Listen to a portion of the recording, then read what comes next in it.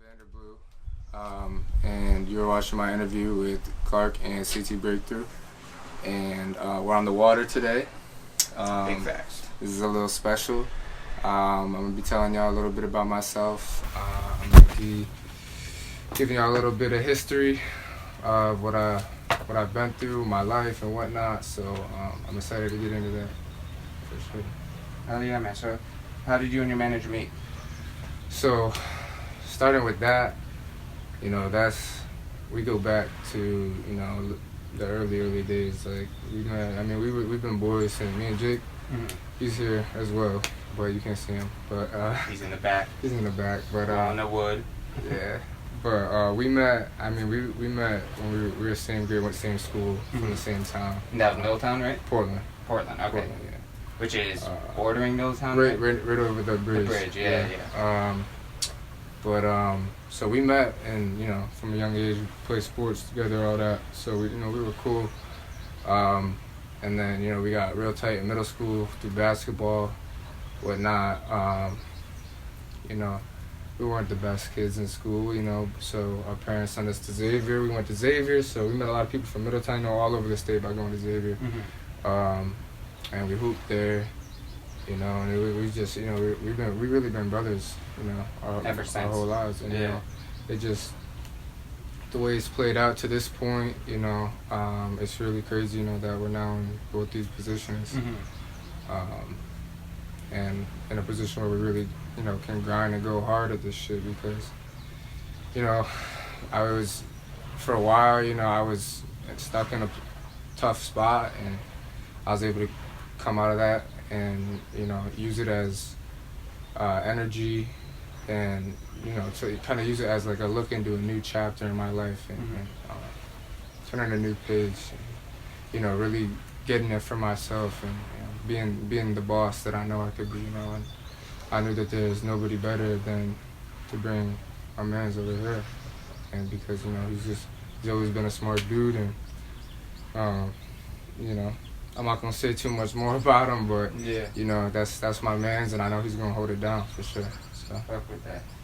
So, you said you grew up in Portland. Going back to that, before we get into the bulk of the interview, can you describe a day in the life of Evan back when life was Portland and Portland only?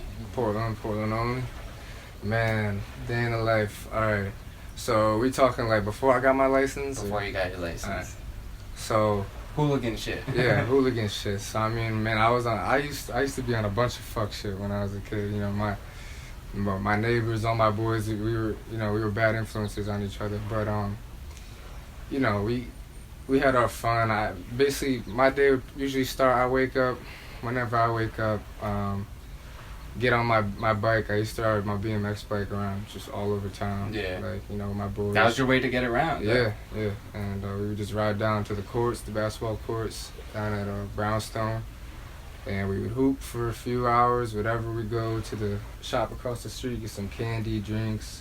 We would just chill, all day until we had to go home for dinner or whatever. Yeah. And then we would either link up later or whatever. If we had strict parents, they'd be like, stay in, but, Would you guys ever sneak out if you were at the one parent's house that said no? Oh, yeah, bro. I mean, like, at the end of the day, even if you're a parent, like, there's only so much you could do to contain, like, whatever, these young... The kids are gonna grow up. These young men, these young boys that aren't, like, crazy and don't know what to do half the time, just be running with their heads cut off like some chickens. But, it's cool, though, like, I can't complain. I had a lot of friends growing up, a lot of friends that I still know and I'm in contact with because, it's such a tight-knit community there. And what's the population? Shit, it's nothing crazy. What is it, 8,000-9,000? Yeah. Yeah. What was your graduating class? I don't even, the Portland high schools, our senior year, we didn't go to Portland High School. We went to Xavier. Yeah, okay. But the Portland high school graduating class was, I don't know, it was something really small, like 70 something, I think. That's crazy. I thought my school was small and it was 250. So like, Nah, bro. Like Portland is real small. Like, and I think they just got a football program. I mean, they got a lot. They recently got a lot more stuff that kind of maybe could have kept more students in Portland. I think. But you know, when we were that age, you know, I think my parents were just fed up with my act antics and shit. And I know you know Xavier was a good school academically and shit. So you know that was also a good option. What was the most memorable stories from being at Xavier? Most memorable stories? Man, I could tell you stories for days. I mean, when you think about it, is you put a bunch of boys going through puberty at the same time in one fucking building, and it's just like everybody's. You guys stay there too? No. Okay.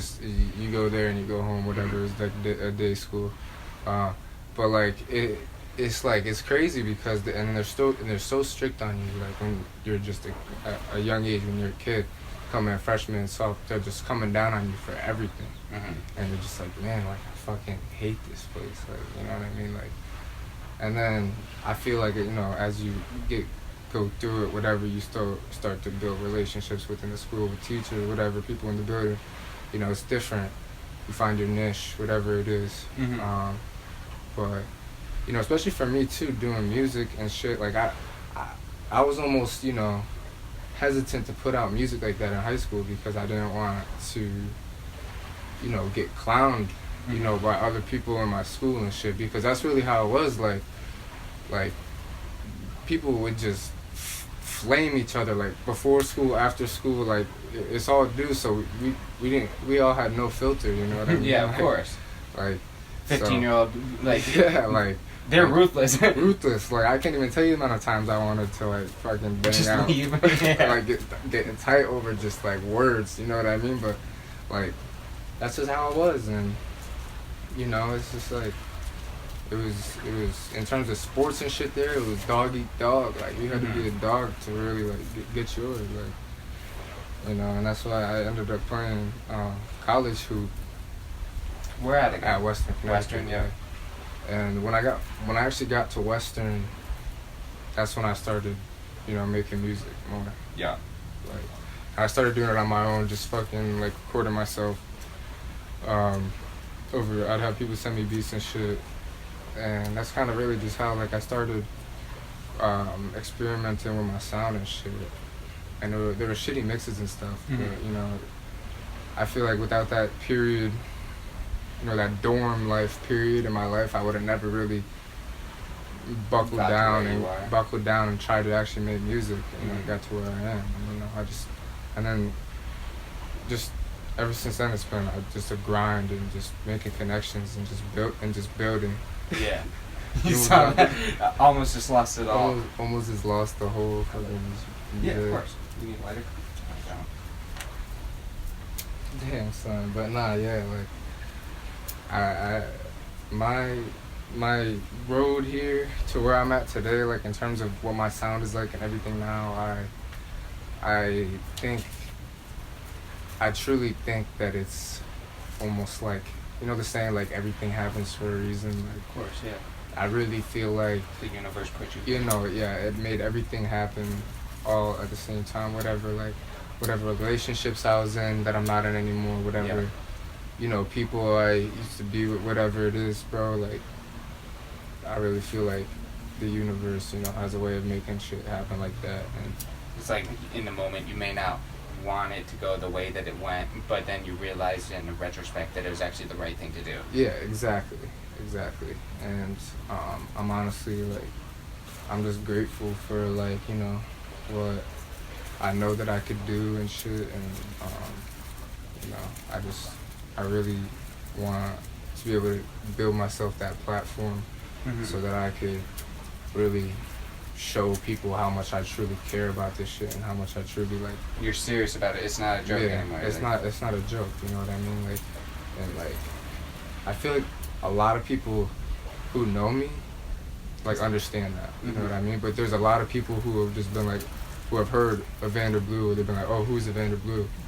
And they're just like, oh, his music's tight, but like, no, I never met him. I don't know what he's about, whatever, you know what I mean? So like, you want them to see more of you now? Yeah, like, and it's just for me, I know who's gonna fuck with me, and I know who isn't, just in terms of like what I could tell off my analytics and all that shit, because you know, you could tell all that yeah, shit. Of course, it's gonna be like, all right, this person from this place likes your music the most. Right, so like, I know what all that means and everything, so like, before I put a post out, before I put a song out, I'm already anticipating like what my demographic is gonna be, who's gonna be listening. But my thing is really being able to get somebody to listen to it and fuck with it enough to be like, oh shit, let me go drop this in the group chat and send it to my friends. You know what I mean? Because that's the type of energy. Gets around, man. Yeah, that's the type of energy that, you know, I want my music to give people. And the way I see it, if it isn't doing that, then I'm not at where I need to be yet. You know what I mean? That means you just gotta work more then.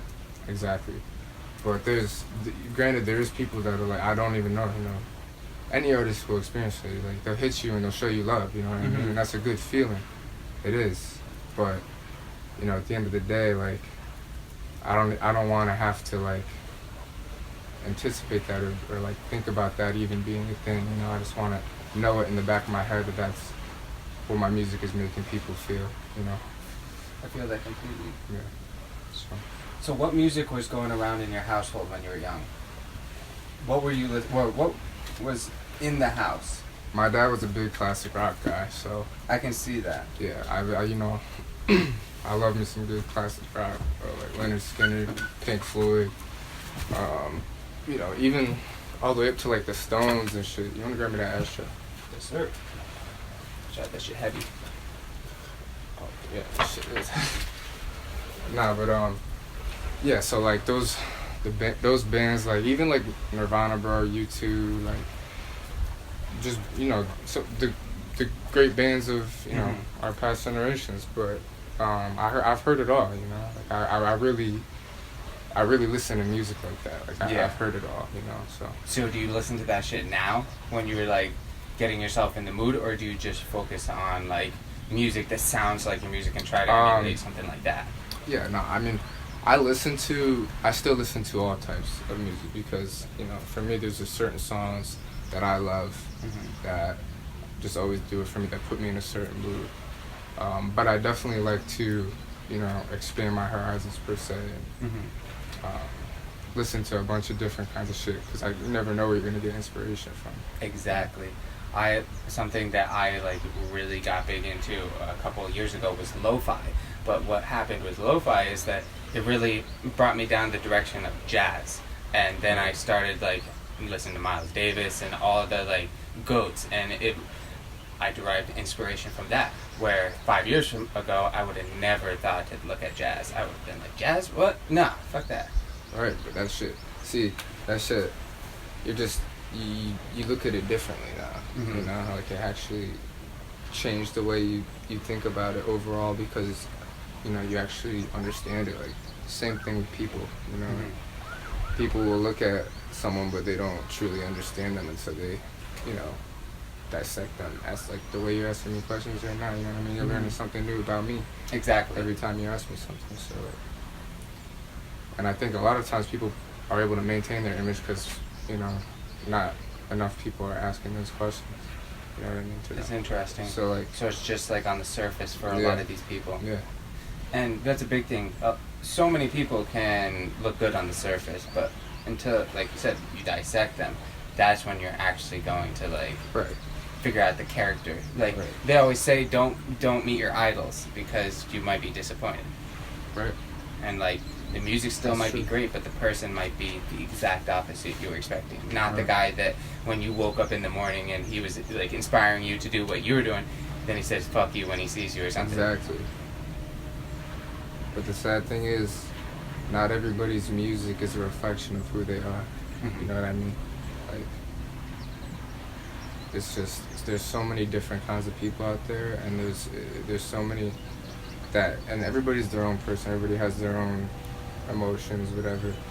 But you think of some of the types of people there are that have made like some of the greatest songs ever, and like if you ever get the chance to like watch like a Prince interview or like just like any just famous, you know, artists from like the past, old goats. Yeah, the old goats, you know what I mean? Yeah. Like a Michael Jackson Yep. interview, like they're not like all the way there. I mean, they are, but to a sense that it's like they know that what they are is bigger than them, so that whether you like it or not, that has an effect on like your mindset. I feel, Interesting. in terms of how you just go about your daily life. Like how you said Prince, it's like no matter what, anybody knows that Prince song is good. Exactly. Like, but you don't universal. know. But Prince could he could be doing the craziest shit ever behind the scenes, like fucked up shit. You know, we don't know. But, yeah.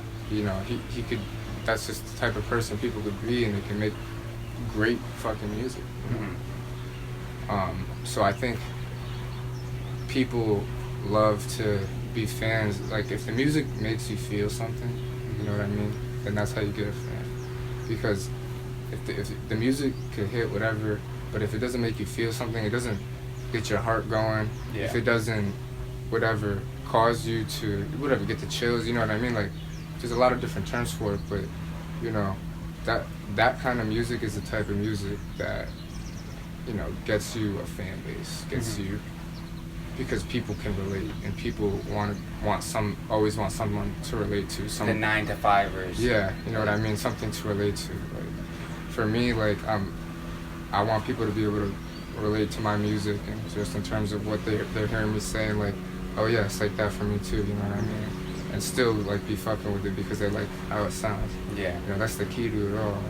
So it's almost like you attack from two sides. You attack it from the people like getting a real fan base, thank you, and then you attack it from actual good music, even if you don't have a good fan base. Right. Yeah.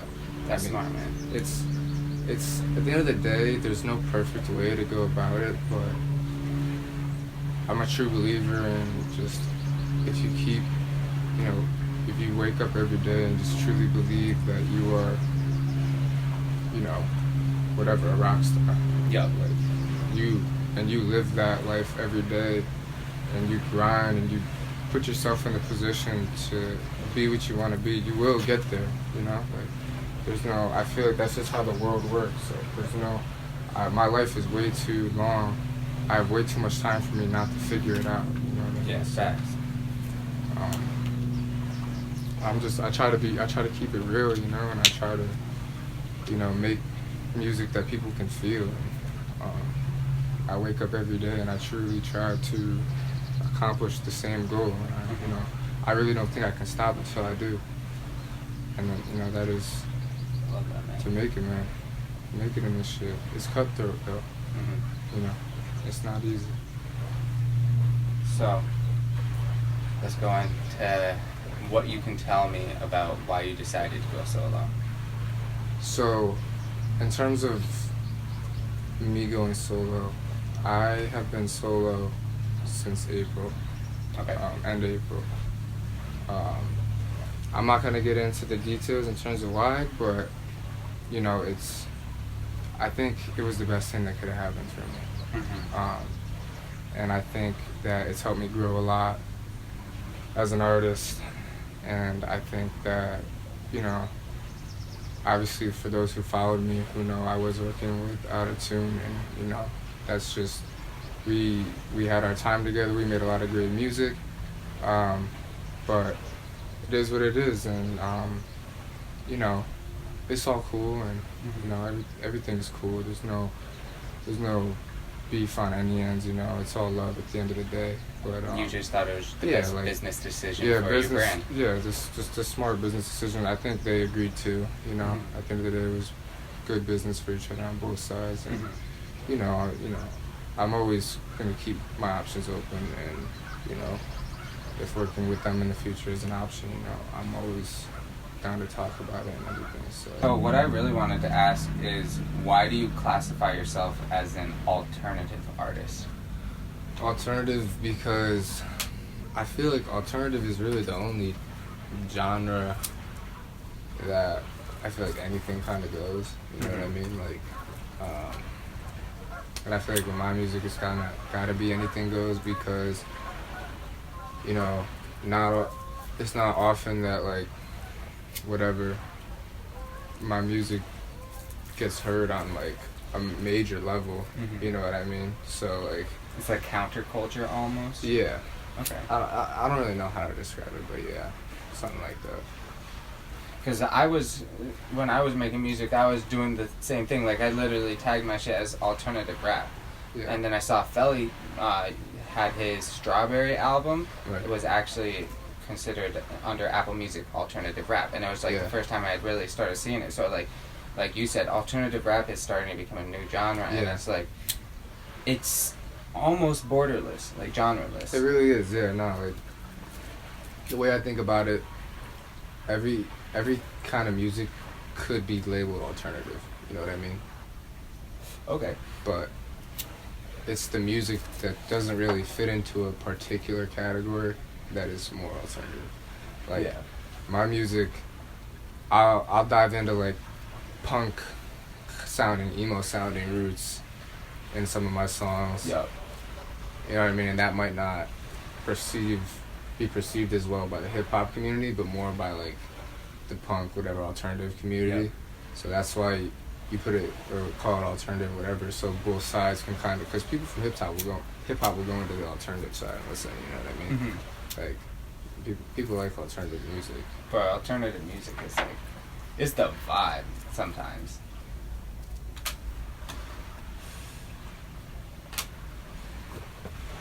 For sure, bro.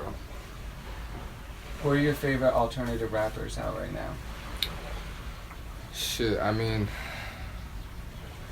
I still listen to X a lot. You know what I mean? Just because I think he was fucking sick. Revenge is my favorite album by him, I think. Mm-hmm. Question Mark is fire too. You know what I mean? It's diverse. I think that explains alternative a lot. 17 though is his best album. All most complete through and through. Yeah. Like if you do what he said and sit in a dark room and like real shit, like yeah. I don't know, bro. Some dudes that is like that. They can do that to themselves and make music like that. But I mean, he's just one, bro. I mean, I even consider Post kind of alternative. You know what I mean? Mm-hmm. Like Post, beer bongs and Bentleys. Like I thought that shit was fire. But that like Stoney had like records, but that brought him to the like he's like A-list celebrity 100%. Oh yeah, like Stoney. That's the thing. Like I feel like when like all these artists that get to these points, they're marketed so well because their music is whatever popping, then they get whatever happens that makes them pop. Mm-hmm. They have that album just ready to go, and then before you know it, when everybody's searching their name, there's a whole album up. Yeah. And like that's what he did with Stoney. Like that's what Juice WRLD did with his first album. And bro, that first album fucking broke records. Yeah, like that. Like it's really strategic, but at the same time, like they know how good that music is, and they wait until the right time. Yeah. You know, so. And that's where like it really shows patience is key, and a lot of people don't really like think about that. They want it now. They want to see the money, the glitz, the glam right here, right now. But it's like, nah. If you are down to manifest it for 10 years straight or 5 years straight, that shit will come out a lot better than if you did it one night. Exactly, bro. And like that's the thing. Like this shit doesn't happen overnight, bro. Like shit takes time. Shit takes practice. Like think about it. Like you see what these guys can actually do in the studio. Like if you can't keep up, you're gonna get left behind. You know what I mean? That's just how the music business is. Like it's like there's a lot of dudes that are just beasts in the studio, like Trippie Redd, like these guys that just have overpowering like Tory Lanez, these guys that can really get into these sounds that are just crazy. You know what I mean? Unique, like nobody else has. Unique. So you like you have to be as an artist to keep up with that shit, and like the good artists, they can keep up with that shit on a bunch of different kinds of songs. You know what I mean? Like fucking do a Spanish song and then have like fucking a rock song. Like you're an artist and you have two songs that you could do do genres that you could do that are completely different that sound really good. And that aren't even your main genre, too. Yeah, that aren't even your main genre, like, sound really good. That's when you're like, okay, damn, like, now what can I really do? Like, you learn something new every time you record a new track. Like, you learn something new about yourself. Like, damn, I could do this. Let me start mixing this or do that. I mean, I feel like that's just part of, like, an artist's evolution, you know? What's your opinion on Igor, then? Igor? I think Tyler said listen to it all the way through, right? Yep. So, I fucked that up. I didn't do that right at all. I think I listened to, like, the first, like, 5 songs, and, like, I just, like, started dozing off and shit. But I thought it was pretty good. I like Earthquake, you know? There's a little bop. Hear it all the time. But, you know, it's fire. And I think Tyler really was just trying to do some real, like, artistic shit. Like, I feel like it's an abstract painting, just musically, in like, wave form. Yeah, like, I feel like he's just, like, he's just so out there that just, like, anything is possible. So, like, even when he's in the studio and shit, I feel like it's just, he just lets his mind run, and I feel like his project is just a reflection of, like, how fucking crazy he is. You know what I mean? Then when you think about it, just the instruments and everything and the production, how it was put together, like, it's almost like it was effortless in terms of what he had to do on the mic. You know what I mean? Like, 'cause that's how good the music is. It was crazy. He actually, I have this stat right here.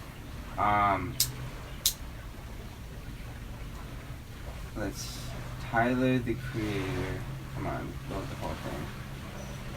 He became the first. With the success of Igor, the musician has become the first solo rapper ever to get a Billboard #1 for an entirely self-produced and composed or arranged album. Like, so he did all that and, like, scored it like he was fucking, you know, Beethoven or some shit. And, like, so they said he was the first rapper to do that and get a #1 ever. So, for me, like I said, I think it's like an abstract painting, but musically, because I don't really like a lot of the songs, but I respect them so much. I understand where he was going and why he did that, exactly. It's like, yeah, you're right. It's like looking at a painting. Like, you have to, like, not every painting can make somebody feel something or make somebody understand it. Everybody's gonna make their own story behind it in their head, you know? So, it's definitely crazy, like, you know, for him to be able to get into that bag, especially with just how he came up and everything, to where he's evolved to now. Yeah, like, all that. It's really crazy. Golf, fucking. Yeah, what his branding has done, like, that's the thing, but he's smart. He's smart, very smart. Like, every situation he's been in, whatever, he's learned something, you know, and he's used it all to get to where he's gotten.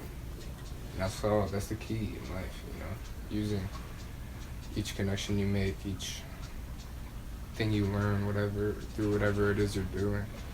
You know, you might learn like how to edit photos really good just because you're on the same bus on tour with your videographer or whatever, and you're just chilling all the time. You know what I mean? And like, you see him doing shit, and then you're like, yeah, just let me try it. You know what I mean? Or like, hey, let me see how you do that, bro. You know, like. That's how I learned, bro. Yeah. Seeing other people, like my boy, he had Pro Tools, so I didn't know how to record or anything, but I just sat there right behind him, and I saw him, like, all right, set this up, set the mic up, and I was like, you know, like, learning from someone like that and just watching is almost better than doing, like, it differently. I don't know. No, that's facts. That's definitely facts. Like, I mean, I wouldn't know how to produce if I didn't watch somebody who knew what they were doing. So yeah, you know, I'm grateful for that. And that's, like I said, man. Like, everything you go through in life, every relationship you make, you know, at the end of the day, you know you're getting something out of it, whether that's materialistic or something you can carry with you for the rest of your life, you know. So,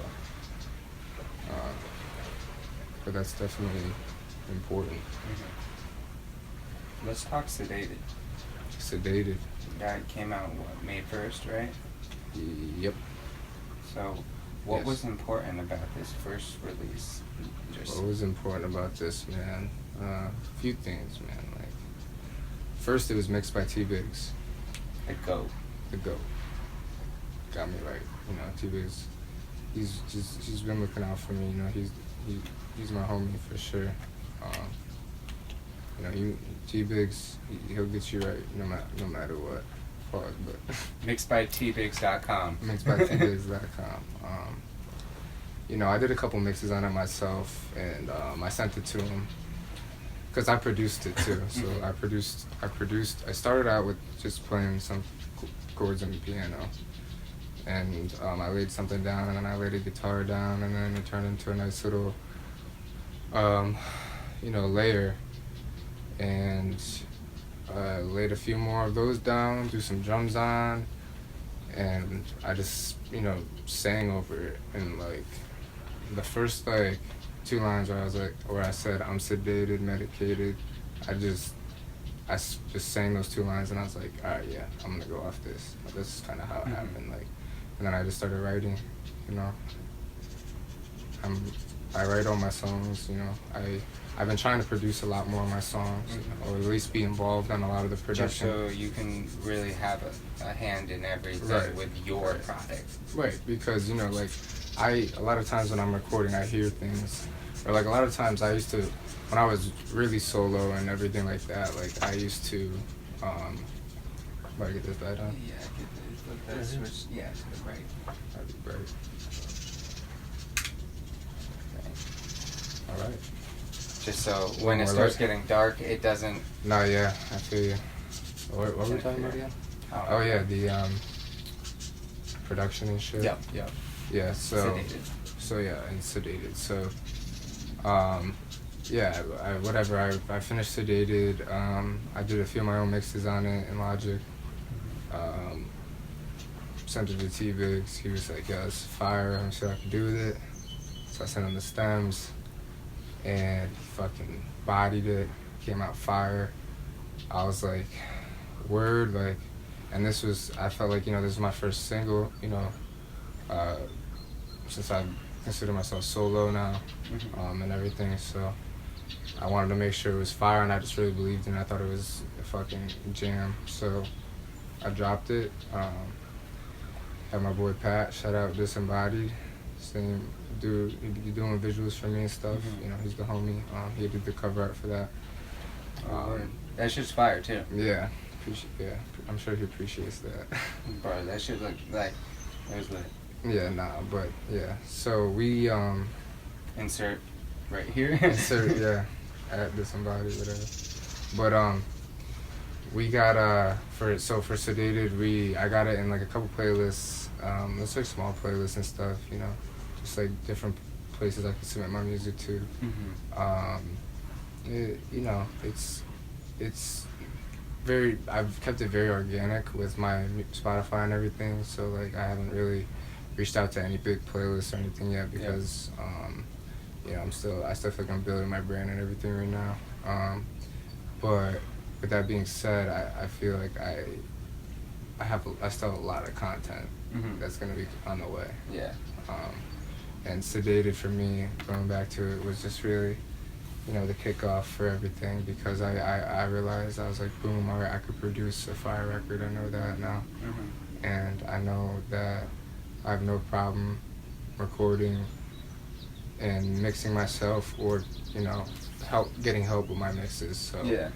I was like, all right, now it's time to get to work. So ever since, you know, I've just really been working hard, you know, doing a lot of production, with other people, you know, just really just been working on being the best I could possibly be at this shit, you know. And right now I just feel like it's time, you know, just to take it to a whole nother level, especially going into next year and everything.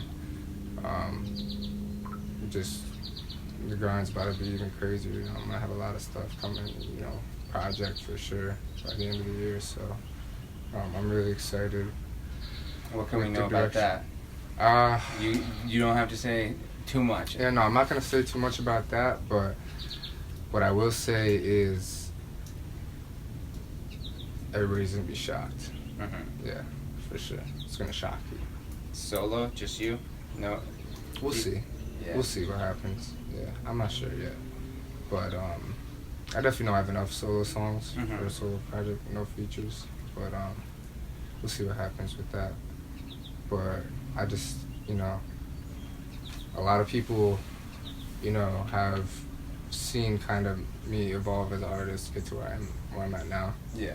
And I feel like this project is really gonna just be like portray that completely, like what I've gotten to, where I've gotten to, the growth. You know what I mean? And just like kind of the beast that I feel like I've turned into with this. And at the end of the day, I can't make anybody play my shit. I can't I'm not the type to like ask people for plays or anything like that, but for everybody who's gonna watch this and for everybody that checks out my music after this, I really appreciate every single person that clicks play on my shit, because this is really what I do every day. You know what I mean? It's your job. This is it. Granted, I also work. Yeah, but this is but really, this is to me, this is it. This is what I want to do with my life. So for every single person that, supports me, shows love, they may not know how far it's going at the moment, but it really does go a long way, at least to me. So, and it's what drives you. It is, and I reply to every single person in my DMs. You know what I mean? I go to my message requests. If anybody is showing me love, even people I don't know, I literally reply to everybody. I say thank you. Yeah. Whatever, because that will go a long way for them too. I appreciate it. He responded to me I fuck with his music more now. Exactly, whatever. His 16-year-old kid from a couple times over hits me up. He's like, "Oh man, I love your new song. Thank you, bro. Appreciate it. You know what I mean? Whatever. That might make him feel really good." And he goes to school the next day, shows his boys, and it was effortless for me. You know what I mean? Exactly. And that's really how you grow. Off and just word of mouth goes a lot farther than people. In social media. Than people think. Social media is big, but if you can get a real growth of word of mouth around town, you can be way more lit than the people that got 20K followers. Absolutely, bro. 100%. Think about it like this. There's 9,000 people in Portland, right? Mm-hmm. I don't know how many people my age or of age that would fuck with my music there are, but if every single one of those people in the town came out to one of my shows and I sold tickets for $10, I'd make a ton of money, bro. You know what I mean? But people are so focused on the bigger picture that or they feel like they can't do enough in their own town, or there's not enough options for them to go about building their business or doing their music, whatever it is. So they think bigger picture. I think if you could really find that way to really have the community fucking with you, that's really what I'm trying to do more. Even just with everybody I've met and the relationships that I've built throughout my life, I try to maintain that and stuff. So but yeah, bro, it's all that is a lot more important than people think. You see Big Red J-Rock with Lime Bike, bro? No, I didn't. Bro, I'm gonna show you it after this. Chill Sean produced it, and Big Red J-Rock, he's an artist out of Hartford. Fire. But everybody is just rallying behind him because it's his city fucks with him. Yeah. He got that energy, and it's that when he goes anywhere, people get hyped. So having that is way better than going granted he has a lot of followers too. Right. But if you're just somebody that has a lot of followers that stays in and just records music compared to going out to every event, showing your face, being that's me that makes that song. I feel like that's so huge. Yeah, no, that is just getting out there and interacting with people is just huge. People being able to put a name to the face, you know what I mean? I definitely want to do more of that too. I want to do more in my area, Middletown especially. I want to do a show, something that could just bring people out and just get people together and get the vibes going, I know they would be. So we're gonna try and do something like that. Do you guys in the know near future, some kind of event or something. the IBGY Saya? He goes to not goes to Middletown, but he went to Middletown. I think he still lives there. Yeah. He got his little crew over there. He actually is pretty fired, bro. Like I interviewed him back in season 5. Like I think like second to last interview of season 5, right before I interviewed you guys. Yeah. And he went on a freestyle show. I think it was Yes Jules' radio station, and Denzel Curry and then Trippie Redd ended up becoming the judges, and he ended up being the winner of the thing. I think he was just walking in the streets of Cali or wherever, Really? Cali, New York. I can't remember where it was, and so this guy's just straight out of Middletown. Yeah. You know what I mean? And That's dope. Like the funny thing you say is Portland's right over the bridge. Yeah. He has a video where the drone just goes right over the bridge, and him and his boys are like on the railroad one. So it's like, yeah, that's the spot. And only the real ones know about that one. Right there. See? Actually, I feel like a lot more people know about that than I think. But there's the real ones do know about I feel like they would, if they saw you hosting an event in Middletown, the entire crew would be out. So yeah. Shit, man. IBGY, Zay, you want to do something, bro? Let me know. I'm down to work with everybody. I'll send you his @name after this. Yeah, for sure. Let's do something. Do something for the area, because, if that's what it takes, man, like, that's working what it takes. That's what I'm trying to do. Is I'm trying to bridge gaps. Yeah. You know what I mean?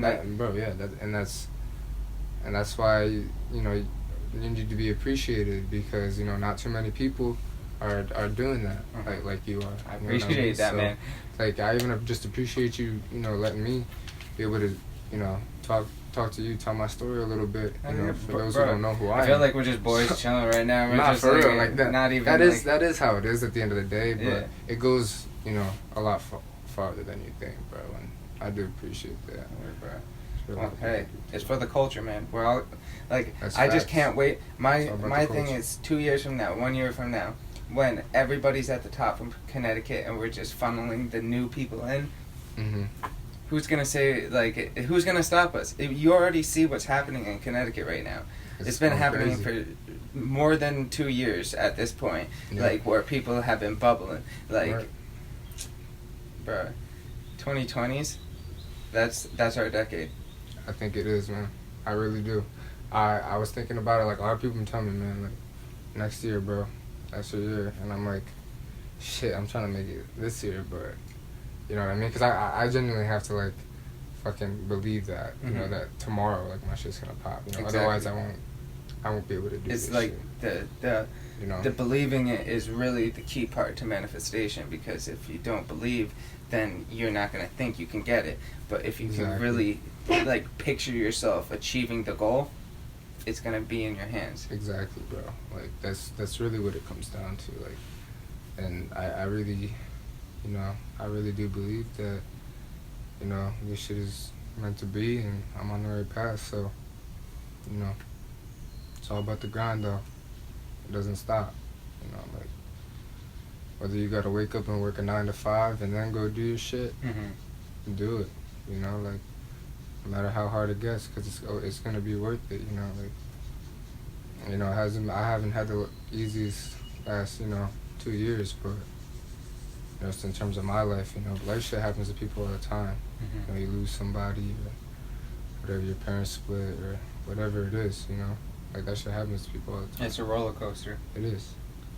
But at the end of the day, like, you gotta be happy. You gotta, if you can't find something that's gonna be your happiness, or whatever, your passion, whatever you want to call it, like, you're not living life the right way, like, because there's one thing to care about something, and there's one thing to live something.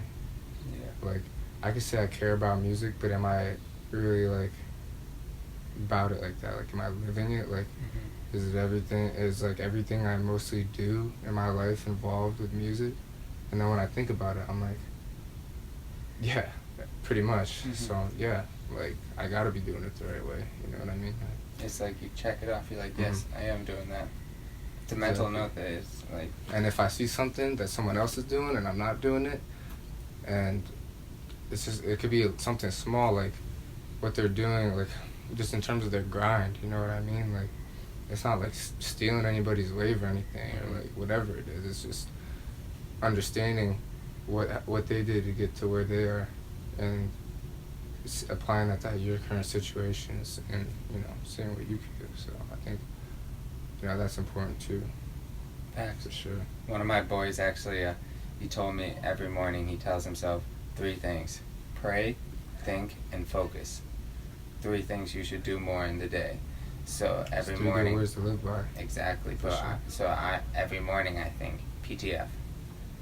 He told me that like 2 weeks ago. Yeah. Every single morning I've been trying to pray more, I've been trying to think more, and I've been trying to focus more. Yeah. Holy shit. There's a bird. Yeah. Pop right down. So what is your process like in the studio? My process, it depends, honestly, because if I'm working in my own personal studio, then I'm usually starting from scratch. Okay. Producing all that, so it's a longer process almost. But you want the same vibe throughout. Yeah, it's mostly the same vibe. Like, but if I'm going to record it somewhere else, I already got the beat or whatever. Like, I don't know. Like, I might smoke a little more. I might wait a little longer, hear the beat, really get to feel it. You know what I mean? Like, really decide how I'm gonna come at it. Yeah. But a lot of times when I'm just producing this shit, and I got the mic near me, I'll just record an idea, and then I'll go back and I'll write, and then I'll lay it down for real, and then I'll send the stems to whoever, or I'll start mixing it myself. But I usually smoke too when I'm in the studio. I don't know if it helps me, but I definitely think that it calms me down, and damn, my voice keeps cracking.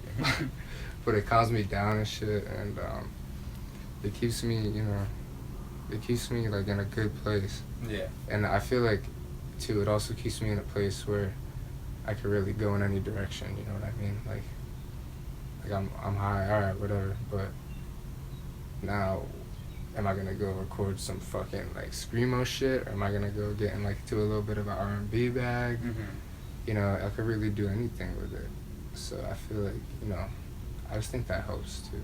Just for me, it's different for everybody. Yeah. Do you think what happens throughout the day dictates what you're gonna produce in the night? Yeah. To a certain degree, like. There's a difference between something that's been like bothering me for a week that I make a song about, than something that I just record because of some fuck shit that happened in my day. Yeah. During my day, you know what I mean? Like, but I make songs both ways. I don't really know. But like as I was saying, actually, I don't know what I was saying. What were we saying? Something about studio process. Studio process. That's right. Yeah.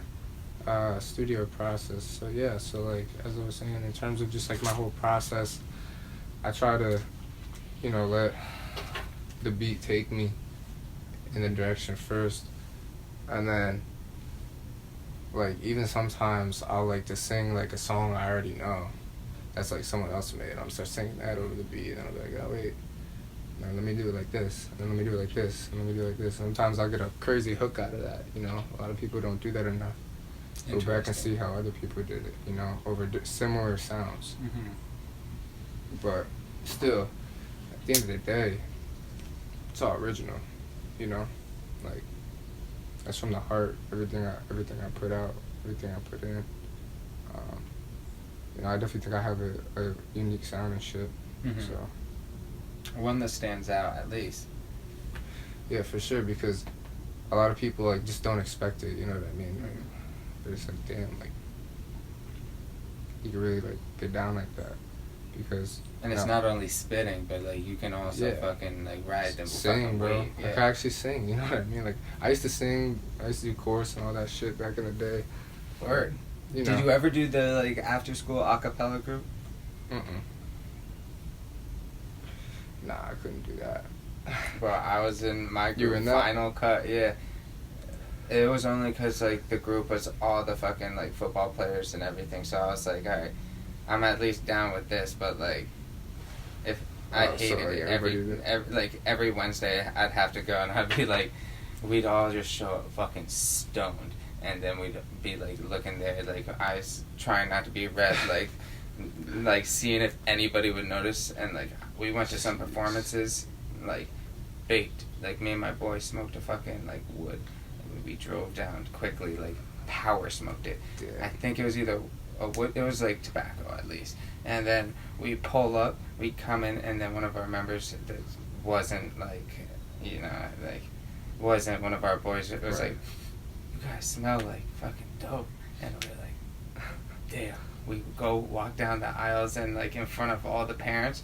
No one ended up saying a word, but like For the real? entire time, I had a fucking pit in my stomach. Like, yo, they're gonna just like in a school event, they could like, you know, try to fucking. Yeah. Nah, you could get it. You You could just get spooked. busted. Yeah, Everyone was probably smelling you guys. It's like coming by, like, you smell that? And me and my boy Derek are just like, hey. I'm Yeah. trying to say. Nah, yeah, I used to do talent shows and shit though. I actually hosted a talent show, funny enough, You hosted one? with my two boys. Yeah. Yeah. I used to get clowned for that, believe it or not. Really? A little bit. Was your town It had not its really like? pros and cons. I mean, I don't know. I mean, because I was also a really good athlete. You know what I Yeah. mean? So, like, I don't know. Like, My town Because just I was, knew a lot of mixed people. with everything. Like athletes were singers and singers were athletes. So it's just like, you know, everybody was like in I don't one. I don't know what it was. I mean, like I said, bro, it was such a small town growing up and shit. Like, so everybody just like, I don't know, just talked about everyone. Yeah. So- Everybody knew everybody, so you could say Yeah, shit. yeah, literally. So I mean, that's just how it was. Whatever. I had to beat a couple of dudes' asses. It is what it is. Like, In school? I'm trying to think. One time was after school, like before soccer practice. Cause I was playing soccer. word? I was playing soccer and football in the same season, in the same fall season. How do you do that? Cause I played soccer for my middle school team, Okay. and then I played football for Portland, for our town team, for our Mhm. town league. So, and I just played both. I don't know. And then you fought someone right before. Yeah, and then so, you know, talking that shit on the internet. You know how it goes. Starting rumors What and was shit. that, like back in the Facebook days? Or was Yeah. that? Oh yeah. That was the prominent Facebook days. Yeah. Like when everybody was just online messaging each other. You know what I mean? Beefing. Like, beefing OD in the comments. For us, it was Montville. We hated Montville. Montville? Yeah. That's I where, don't know. like, whatchamacallit, the Mohegan Sun is. Yeah. I don't know if we really like hated anyone, or if I don't know. Did we have like? Nah. It was just, like, I mean, individual. there was like, I don't know, certain. Nah, actually no. I'm not gonna say anything, bro. There was really no beef with any other towns or anything like Yeah. that. I mean, it's one thing if we had a football team. I think that would be different. That definitely made it, like, the reason why we had the beefs was football. No, that shit makes a difference. That shit really does. It makes you hate the other people so much, because It it's like, does. you go out there and you literally want to, like, kick their ass on the field, like, hurt them. For real. Especially if you know them. Like, if you don't know them, you still want to do it, but if you know them, it makes it even better. No, that's true because like then like you're just talking that shit more. Exactly. You see him. Talk on Facebook, and then you come to the game, and then you just like, it's like whoever wins gets, like, they also won the fight on Facebook. Right, exactly. Because no matter what, because you lose the game, then it's like, fuck, man, I gotta go home and hop on Facebook and see all this shit. And Ledger's like, fuck you guys, we just beat Mamba. Exactly. That's so funny. Yeah. Yo, so you see the XXL ciphers? I only watched the babies because I saw it on Twitter. But can't front. Did you like it? I thought it was fire. I think it was fucking. I think the baby's fire, bro. He's on some other shit right now. You people. heard the verse he did on Dreamville? Like, Yeah, Evander yeah, Dreamers. Under the Sun, right? Yeah, that shit was fire.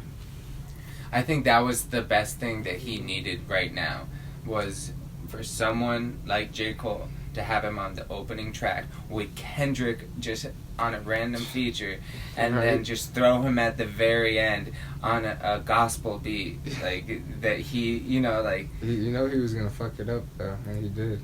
He went crazy. his flow was like. Da-da-da-da-da-da. He said some crazy shit. The first time he was like, I just put diamonds on all the mother. I don't even remember, but he just came in crazy. Yeah. Yeah. He has one of the top verses on the album. That's the thing. All his, I feel like his when he records and shit, he just goes in and it's just like so fluid. I feel like he just freestyles it. Done. Next. Like, Boom, boom. You know what I mean? Like, it's so smooth that he can, like, I feel like it's just in his head. Yeah. He doesn't need to, like, look at anything. It's he knows what he's gonna say. definitely got the flows for sure. It's the confidence, I think, that wins him over with a lot of people. Yeah, I think every artist has to have a little bit of confidence, because if you don't believe you're the best, or if you don't think you're like one of the best, or like you're not gonna go anywhere. You know what I mean? Mm-hmm. Like, it's just how it is. Like, you gotta truly believe that, you know, you're as good, if not better than the same person next to you that is, you know, you consider a colleague or whatever in the music industry, like another artist, you know? Yeah. Like, if you don't truly believe that, you walk into a session, like if I walk into a session with the baby, like obviously I kind of know what vibes it's gonna be like, but I still view that as competition. You know what I mean? At the end of the day, like I'm still gonna try to body him on the track, on whatever track it is. But at the end of the day, you know, it's still all love because it's art, and we know it's gonna be a fire song.